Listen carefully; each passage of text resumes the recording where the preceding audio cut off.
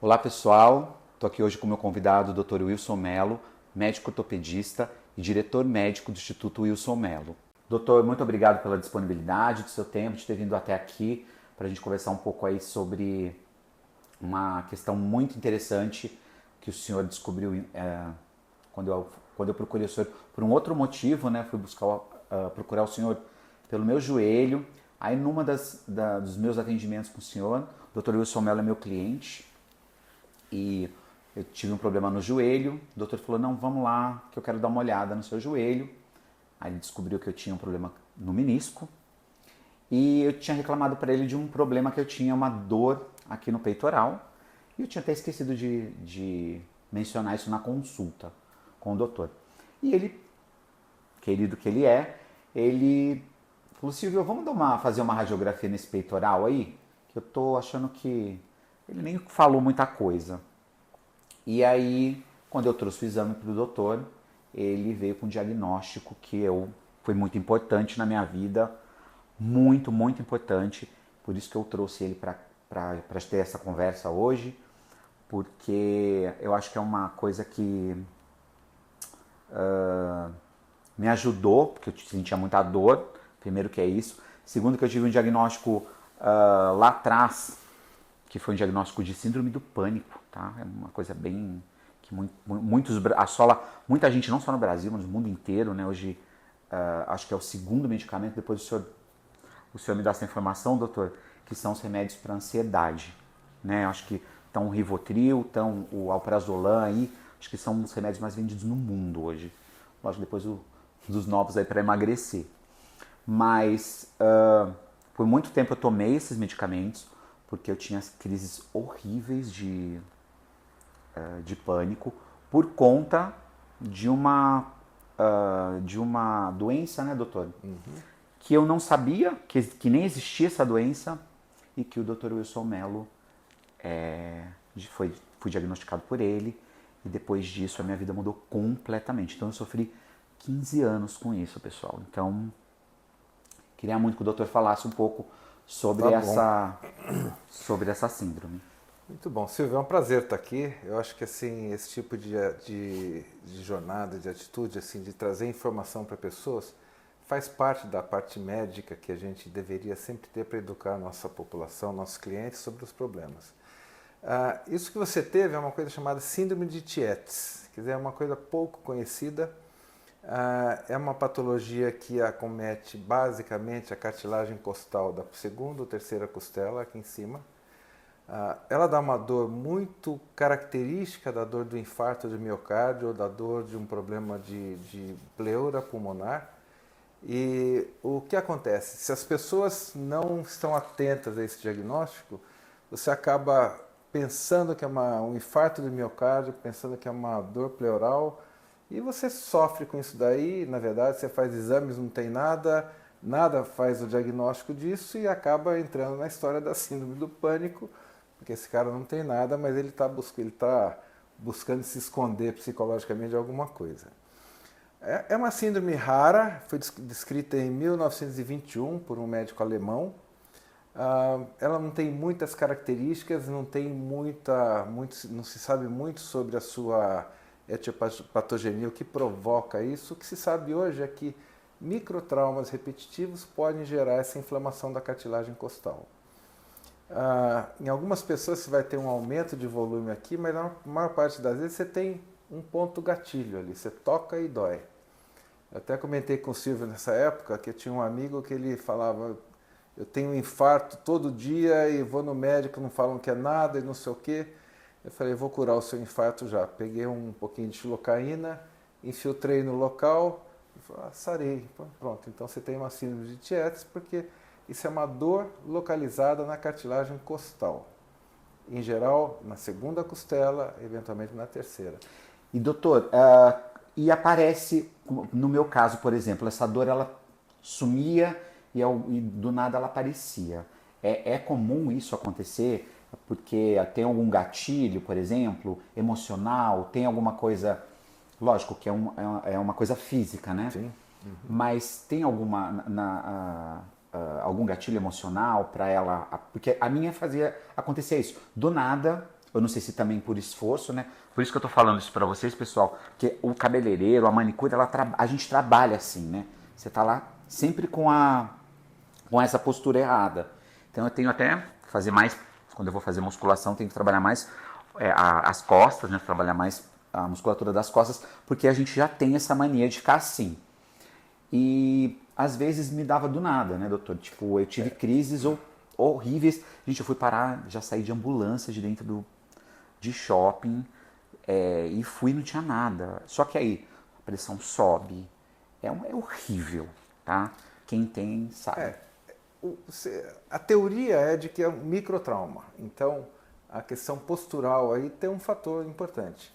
Digamos que seu trabalho é em pé muitas horas por dia, alguns dias você trabalha um pouco mais, boa parte da musculatura peitoral se insere nessa região aqui, então você fez mais esforço, você irritou, já existe um processo inflamatório lá, esse processo inflamatório se exacerba, ele fica mais intenso e te provoca dor. Quando você sabe que essa dor é da síndrome de Tietz, da condrite costal, tudo bem, você sabe que é uma... Foi o que aconteceu comigo. Você não tem o emocional, mas quando Sim. você pensa que está tendo um infarto, quem que vai ter um infarto tranquilamente? Ninguém, porque o infarto pode ser o princípio de fim de vida, entendeu? Sim.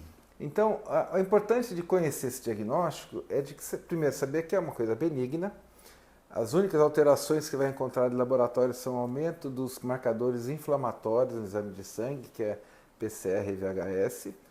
Sabe que é uma coisa funcional e mecânica, então analgésico local, calor ou gelo, coisas que eu fazia. Melhoram a circulação local, isso daí melhora o seu sintoma. Então, basicamente, assim, não é uma coisa grave, é uma coisa mais chata do que grave. E a hora que você tem o diagnóstico, aí você desarma o emocional. Foi o que aconteceu comigo, né, doutor? A hora que desarmou o emocional, a sua vida fica melhor, porque fica, com quando certeza. dói você tem certeza que não é infarto. E outra coisa, né, doutor, além de doer, ele irradia para o braço, né? A minha é, por exemplo, do lado do braço que geralmente as pessoas têm quando estão infartando, que é do braço esquerdo, porque o coração ele fica mais aqui, né? Fica mais para o lado esquerdo. Então ele também acomete o braço. Então, às vezes eu sentia formigamento por conta de... Aí é uma coisa que o doutor... Eu sentia formigamento, eu falava, gente, eu vou ter um infarto, eu vou morrer. Né? Isso aí. E aí eu ficava, a minha pressão subia, eu engolia ar, né? Então, além de eu engolir ar, uma vez eu fui numa das consultas de pronto-socorro que eu acabei indo, o médico falou, olha, falei, minha barriga fica enorme, falei que você engole o ar, que a gente fica tão nervoso com a dor, e é uma dor tão forte, pessoal, que é assim, realmente só quem tem. E às vezes a pessoa, sei lá, né? Já tive olhares das pessoas falando, nossa, esse cara é maluco, né? Porque eu tô tendo uma dor física, né? E foi diagnosticado por um médico agora, né? Mas durante muito tempo, falar, o cara tá viajando, que tá com dor, que tá com... como eu não sabia o que era, hoje, como o doutor disse, depois que você tem um diagnóstico, que você fecha um diagnóstico, você tem a consciência que aquilo não você não vai morrer daquilo, se você fizer uma compressa, uma analgesia, já resolve. Então, mas por muito tempo você vai lá e toma um remédio para ansiedade, toma um remédio para outra coisa, menos para o que você tá tendo ali, para solucionar aquilo que você está tendo, a sua dor, enfim.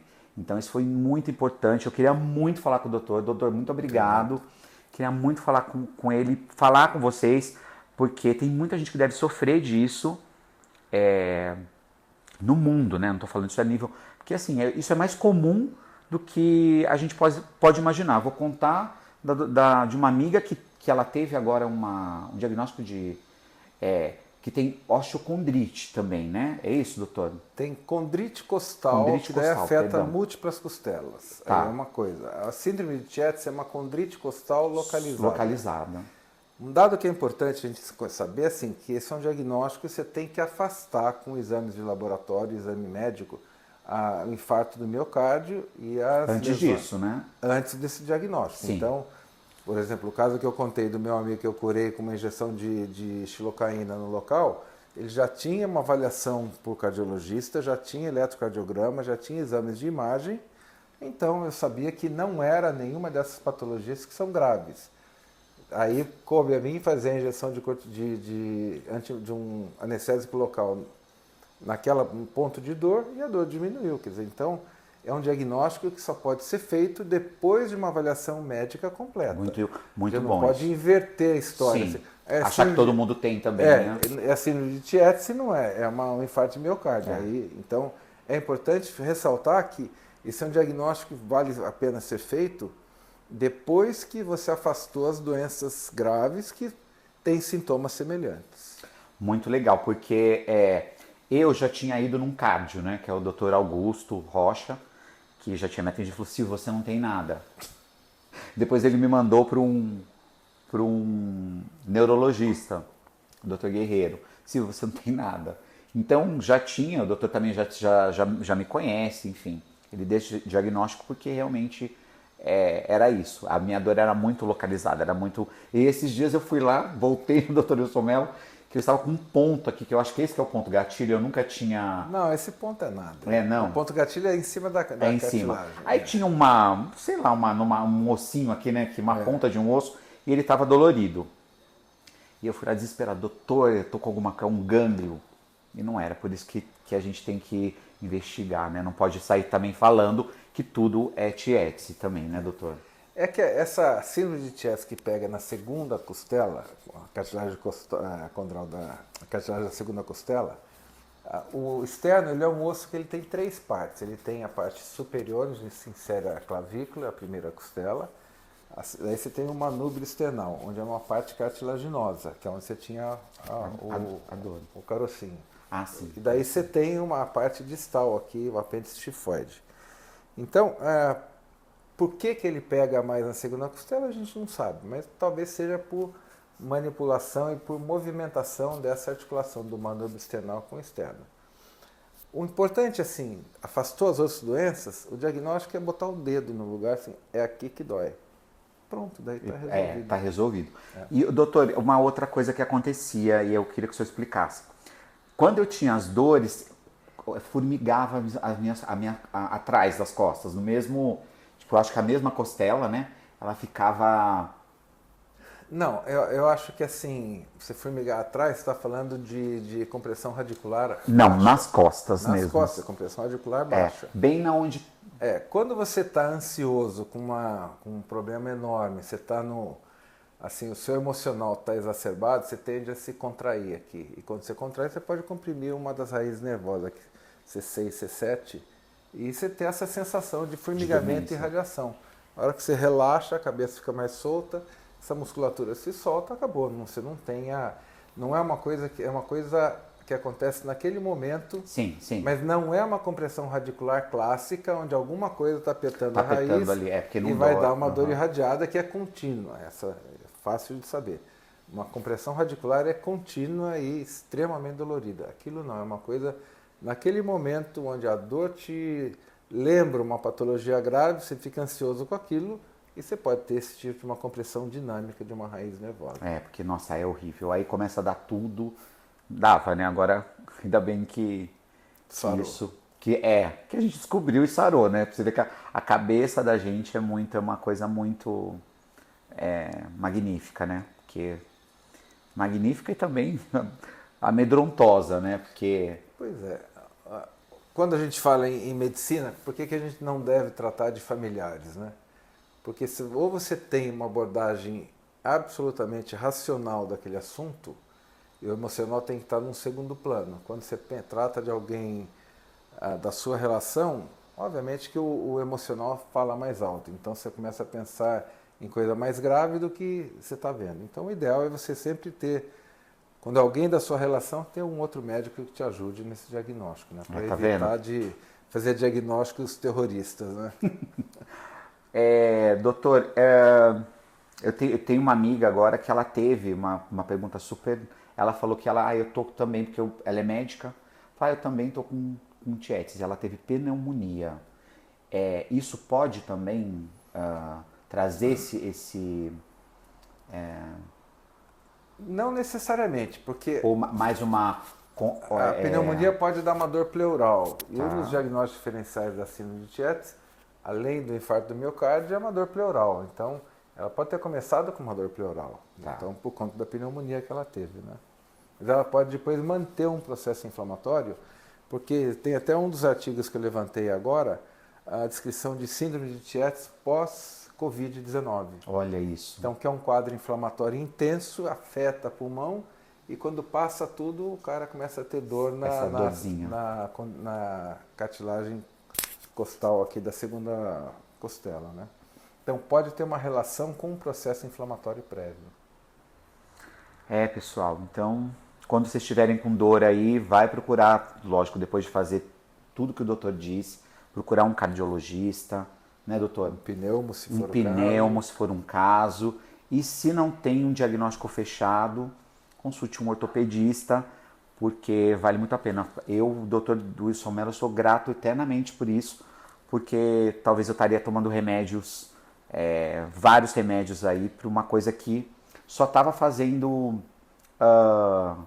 maquiando uma coisa que eu tinha. E doutor, o que a gente pode fazer para melhorar isso depois de um diagnóstico?